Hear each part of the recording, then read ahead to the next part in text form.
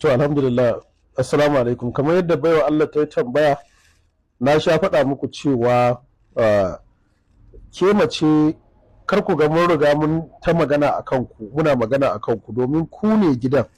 Idan kun yi yawa gidan ya gyaru. Idan kun yi yawa gidan ya gyaru. Ba zan ce gida ya ɓaci ba.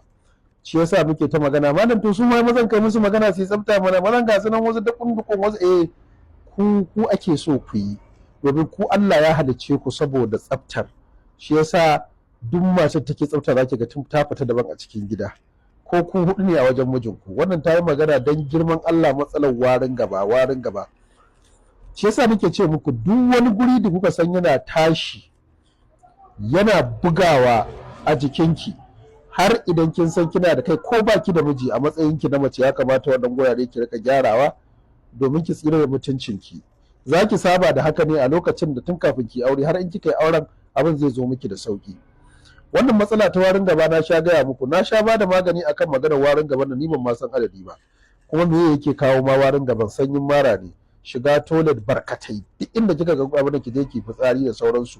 To wannan shine maganin sanyin mara. Ya kamata ki sha farko ya wanke miki wannan dafara dattin ya rika fita, to sannan zaki samu saukin warin gaba.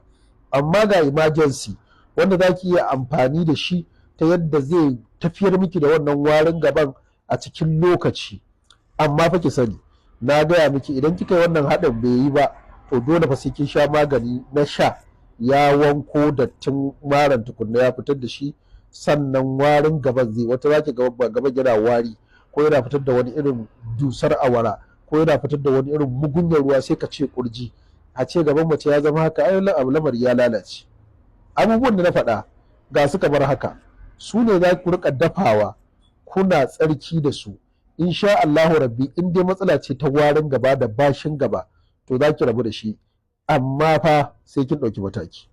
Abubuwan ga su kamar haka, wannan lemun tsami ne ƙanana kamar da kuka na sa hoton shi za a samu, za a yayyanka shi har da ɓawon ƙwara biyu. Sai a samu kanumfari cikin ƙaramin cokali, sai a zuba a cikin wannan mai kanumfari lemun tsami da aka yayyanka. Sai ki zuba ruwa fiya wata guda biyu, sai ki ɗora akan wuta, sai ki dafa shi ya tafasa ya dahu sosai. Idan ya dahu sai ki tace, ki cire wannan lemun tsamin da kanumfarin. Za ki ga kanumfarin ya yi ɗirka ya dahu kenan, shine zai nuna miki alamun ya dahu. Sai ki tace ruwan da zafin nan nashi da kika sauke, sai ki samu miskin ɗahara kowane iri. Yawa za ta ce fari, ko irin wannan ne na bayana ga yanan kuna ganin shi, ko irin shi ne yayi, za ku iya amfani da shi.